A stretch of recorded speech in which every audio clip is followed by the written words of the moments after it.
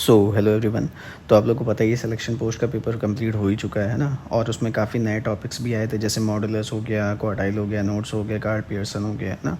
तो मैंने मॉडुलस वाला तो कवर किया था, अब क्वार्टाइल्स की बात करते हैं। बहुत इजी मेथड में मैं आपको बताऊंगा, गोल गोल नहीं घुमाऊंगा, डायरेक्ट जो मतलब सीजीएल, क्योंकि सीजीएल का पेपर आने ही वाला है, ज़्यादा टाइम बचा नहीं है और मुझे नहीं लगता कि वो डिले होगा। तो क्वार्टाइल्स का मतलब क्या दिख रहा है कि 4 इक्वल पार्ट्स है ना, 4 इक्वल पार्ट्स, ठीक है। अब 4 इक्वल पार्ट्स का मतलब क्या है, जैसे मैं मीडियन निकालता हूँ, मीडियन निकालने के लिए हम लोग क्या करते हैं कि ये एक ऑब्जर्वेशन दिया हुआ है, इसका मिड वैल्यू होता था। जब एन अगर इवन नंबर हो जाता था, मतलब नंबर ऑफ ऑब्जर्वेशन जो होते थे वो अगर इवन नंबर हो जाता था तो क्या होता था, n/2 ही डायरेक्ट लग जाता था, है ना, n/2th टर्म। और अगर ऑड होता था तो n+1th टर्म हो जाता था, है ना, n+1/2th टर्म ये हो जाता था। अब यहाँ पे इसमें क्या होता है कि अगर कोई ऑब्जर्वेशन दिया हुआ है सपोज करिए, तो अब यहाँ पे क्या है, उसको हम लोग 4 इक्वल पार्ट्स में बांटेंगे, 2 इक्वल पार्ट्स में नहीं बांटेंगे, 4 इक्वल पार्ट्स में बांटेंगे। तो पहला पार्ट ये हो गया, दूसरा ये हो गया, तीसरा ये हो गया, चौथा ये। 25 जो लिखा हुआ है, इनका कहने का मतलब है कि अगर ये 100% है तो मैंने 4 इक्वल पार्ट में बांटने के लिए क्या कर दिया होगा, ये 25, ये 25, ये 25, ये 25, है ना। ये बस थ्योरी आप सुन लो, उसके बाद फिर कैसे करना है वो आप बहुत ईजीली बता दूंगा मैं भी आपको। ये हो गया है ना। अब बेसिकली अगर ये फर्स्ट क्वार्टाइल है मेरा, है ना, ये फर्स्ट क्वार्टाइल है मेरा, तो मैं कर क्या सकता हूँ, अगर मेरी इसकी वैल्यू टोटल 4 है तो मैं क्या कहूँगा कि ये 1/4 होगा। और अगर मैं Q2 निकालना है तो मैं क्या करूँ, 2 इसमें मल्टीप्लाई कर दूँ तो 2/4 हो गया होगा। अगर मुझे Q3 निकालना है तो मैं क्या करूँगा, 3/4 कर दूँगा। समझ पा रहे होगे आप लोग, है ना। अब इसी के बिहाफ पे देख लेते हैं फॉर्मूला क्या बना हुआ है। जैसे Q1 क्या लिखा हुआ है, Q1 लिखा हुआ है n+1/4 टर्म, है ना, ये आइटम लिखा है बट टर्म है वहाँ पर, ठीक है। अब अगर इसी में मैं 2 से मल्टीप्लाई कर दूँ तो ये क्या हो जाएगा, n+1/4 और इनटू में इधर 2 हो गया, ये TH टर्म, है ना। तो 2 से डिवाइड कर दूंगा तो वो क्या आ गया, n+1/2th टर्म, ठीक है। अगर 3 से मल्टीप्लाई कर दिया तो 3 इन ब्रैकेट n+1/4th टर्म, ठीक है यही जो मैंने यहाँ पे बोला आपको। अभी मैं आपको एक क्वेश्चन करवाऊंगा, बढ़िया सा मेरे पास क्वेश्चन लेके आया हूँ ये वाला, तो इसमें आपको हर एक चीज़ डीप में क्लियर हो जाएगी, सारी चीज़ें। अच्छा, एक और ये फॉर्मूला बहुत इंपॉर्टेंट है, क्वार्टाइल डेविएशन कैसे निकालते हैं। अब देखिए, सबसे लास्ट का मैक्सिमम क्वार्टाइल कौन सा होगा, Q3 है। मिनिमम क्वार्टाइल कौन सा है, Q1 है। तो Q3 - Q1/2 से डिवाइड कर दिया तो क्या निकल के आ गया, मेरा क्वार्टाइल डेविएशन निकल के आ गया। अगर मुझे क्वार्टाइल रेंज निकालना है तो मैं क्या करूँगा, बस Q3 - Q1 कर दूंगा, मतलब maximum quartile minus minimum quartile. और मैक्सिमम क्या होगा, हर बार Q3 ही बनेगा। बात करते हैं क्वेश्चन की, बढ़िया क्वेश्चन है। देखो ये लिखा हुआ है, हम जब मीडियन निकालते हैं तो मीडियन निकालते समय हम क्या करते हैं, सबसे पहले असेंडिंग ऑर्डर में लिखते हैं। तो मैं साइड में क्या कर लेता हूँ, असेंडिंग ऑर्डर में सबको लिख लेता हूँ। तो सबसे पहले क्या है, 13 है, देन 16 है, देन 23 है, देन 26 है, 26 है, फिर 35 है, अगेन 35 है, एंड अगेन 37 है, ठीक है। बस अब देखते जाओ, इस क्वेश्चन में मतलब आपके सारे डाउट्स क्लियर हो जाएंगे और पूरा मेथड सब समझ में आ जाएगा, ठीक है। और मैंने जानबूझ के ऐसा क्वेश्चन उठाया जिसमें पॉइंट सारी वैल्यूज़ आ जाए, ठीक है। तो ये हो गया ना। अब मुझे पता है कितने टर्म हो गए, 1 2 3 4 5 6 7 8 टर्म हो गए। अब अगर मुझे सारे क्वार्टाइल्स निकालने, तो सबसे पहले अगर मैं Q1 की बात करूँ तो Q1 क्या था, n+1/2th टर्म, सॉरी 4, है ना। तो n+1 कितना है, 8+1/4, कितना निकल के आ जाएगा, 4 2 8 2.25। अगर केवल सेकंड टर्म होता तो मैं कह देता कि 16 इसका आंसर हो गया, बट 2.25 लिखा है। तो इसको कैसे सॉल्व करें, तो इसको लिखने का तरीका सिंपल सा ये है कि मैं कहूँगा सेकंड टर्म तो है ही, है ना, सेकंड टर्म तो है ही, और ये 0.25 मैं क्या करूँगा, ऐड कर दूँगा इसमें 0.25। लेकिन कैसे, 0.25 ऐड नहीं होगा, डायरेक्ट नहीं ऐड करेंगे, क्या करेंगे, third term minus second term. समझ में आ रहा होगा, ये मैं अभी आपको बता दूंगा कि क्यों ऐसा हो रहा है, ठीक है। तो अगर मैं निकालूंगा तो सेकंड टर्म मेरा क्या है, 16 है और 0.25, थर्ड टर्म मेरा कितना है, 23, सेकंड टर्म मेरा कितना है, 16 अभी लिखा है मैंने।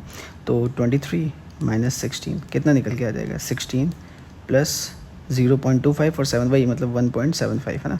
ऐड कर देंगे कितना निकल के आ जाएगा, 17.75, ठीक है। होपफुली आप समझ पा रहे हो मैं क्या कह रहा हूँ।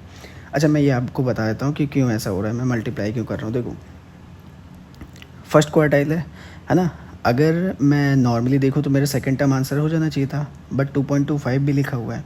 तो उसके लिए मैं क्या कहूँगा, जैसे मैं अगर नॉर्मली मीडियन निकालता हूँ तो मैं अगर दो नंबर्स आते हैं, 5 आ गया, 6 आ गया, इन दोनों के बीच का है, तो मैं क्या कहूँगा, इन दोनों का सम मतलब मिड की वैल्यू 5.5 होती होगी।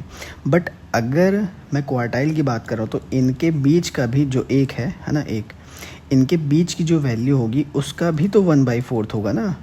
जैसे इनके बीच में कितनी वैल्यू 1 है, तो 1/4 को मैं क्या कह सकता हूँ 0.25 इंटू 1 होगा, यही तो होगा ना। तो यहाँ पे 16 और 23 के बीच की वैल्यू कितनी है, 7 है। इसका रेंज कितना है, 7 है।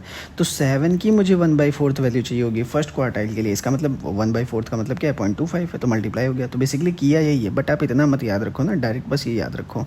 जैसे अगर मैं यहाँ पे साइड में Q2 निकालने की कोशिश करूँ, अब Q2 तो मीडियन ही हो जाएगा, क्योंकि Q2 कहाँ आएगा, यहाँ आएगा, यहाँ पे Q3 है और यहाँ पे Q1 होगा। तो इधर का पार्ट और इधर का पार्ट पूरा सेम ही है, तो वो मीडियन ही हो जाएगा। बट फिर भी निकाल के देख लेते हैं एक बार। क्या था Q2, n+1 upon 2th term, है ना। तो n+1 मतलब कितना, 8 + 1 9 हो गया, अपॉन 2 कितना 4.5, ठीक, 4.5 टर्म, ठीक। अब 4th टर्म तो है ही, है ना, सिंपल वैसे ही पूरा process, plus 0.5 into 5th term, just बाद वाला, जो 4th टर्म आएगा उसके जस्ट बाद वाला, और माइनस ये वाला टर्म, माइनस 4th टर्म। समझ पा रहे हो आप। तो 4th टर्म कितना है मेरा, हाँ 26 ही है, ठीक है।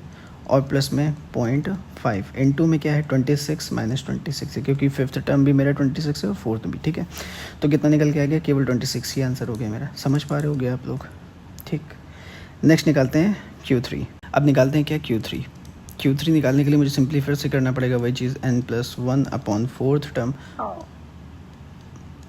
है ना, और इंटू मुझे 3 से मल्टीप्लाई करना था। तो 3 इंटू 9 अपॉन 4th टर्म कितना आ गया, 3 9 से 27 हो गया, अपॉन में 4 हो गया। इट मीन्स कितना आ गया 6.25, नहीं 6.75, सॉरी 6.75 टर्म, ये आ गया। अब फिर से पूरा वही प्रोसीजर, 6th टर्म तो है ही, है ना। 6th टर्म कितना है 35 है, ये भी शायद 0 ही आ जाएगा, प्लस में 0.75 इंटू, अब 6th टर्म है ना, तो इसके जस्ट बाद वाला 7th term minus 6th term, ठीक। अब 6th टर्म है मेरा क्या 35 है, सॉरी 35 है, और प्लस में 0.75 हो गया। 7th टर्म मेरा क्या है 35 ही है, और 6th टर्म तो 35 है, वही 0 बन गया फिर से, तो 35 इसका क्या हो गया, आंसर हो गया। ये मेरे निकल के आ गया Q1, Q2 और Q3। अब मुझे निकालना क्या है, मान लेते हैं मुझे निकालना है QD क्या है, क्वार्टाइल डेविएशन था क्या, Q3 minus Q1 upon 2। Q3 कितना है 35 है, और अभी मैंने Q1 निकाला, कितना आया था 17.75 अपॉन 2। तो ये कितना आ जाएगा 25, है ना, और पॉइंट में इधर कितना है 4 है, तो 7 हो गया, और 17.25। अब 2 से डिवाइड भी कर दें, 2 8 से 16 हो गया, कैरी 1 आ गया, तो 6 हो गया, 2 6 12, 2 2 4, 2 5 10, ठीक है। 6.25 है ना, 8.625। अब अगर केवल और केवल मुझे क्वार्टाइल रेंज निकालनी होती, है ना, तो मैं क्या करता, केवल Q3 माइनस Q1 कर देता, कितना आ जाता, वही 17 कितना लिखा है 17.25, है ना, ये वाला आंसर, ये वाला। पूरा अगर मैं समराइज़ कर दूं तो इनिशियली क्या क्या इंपॉर्टेंट था वो मैं आपको बता देता हूं। सबसे पहले तो ये फॉर्मूला इंपॉर्टेंट है, अगेन ये फॉर्मूला इंपॉर्टेंट है, ठीक है। उसके बाद फिर ये फॉर्मूला इंपॉर्टेंट है, बहुत ज़्यादा इंपॉर्टेंट है, मतलब ये सब पूछा जाएगा ना, डायरेक्ट पूछा जाएगा। एक ये हो गया और दूसरी चीज़ ये हो गया, ठीक है। ये इसका तो कोई मतलब नहीं है, तो मैंने बस समझाने के पर्सपेक्टिव में लिख दिया था। और एक और चीज़ क्या, ये क्वेश्चन अगर आप 1 2 बार कर लोगे ना, और अगर आप इस क्वेश्चन को कर लोगे ना तो हर एक चीज़ समझ जाओगे। और एक और बात, मैंने आप लोगों को बोला, मैंने मॉडुलस निकालना आपको बताया हुआ है, मैंने चैनल पर डाला हुआ है। दूसरा मैंने क्वार्टाइल की भी बात कर लिया। तीसरी चीज़, अब मुझे कार्ल पियर्सन की बात करनी है और नोट्स की बात करनी है, और मॉन्टी हॉल होता है ना, एक क्वेश्चन आता है उससे, जिसमें क्या होता है कि 4 गेट दिए हुए हैं या 3 गेट दिए हुए हैं, एक के पीछे कार है और 3 के पीछे बकरी टाइप का ना, ऐसे क्वेश्चन देखा होगा आपने। तो ये वाले क्वेश्चन मैं आपको करवाऊंगा आगे। तो चैनल को सब्सक्राइब कर लेना, और वीडियो पसंद आई हो तो लाइक कर देना। मिलते हैं नेक्स्ट वीडियो में, तब तक के लिए bye bye, all the best.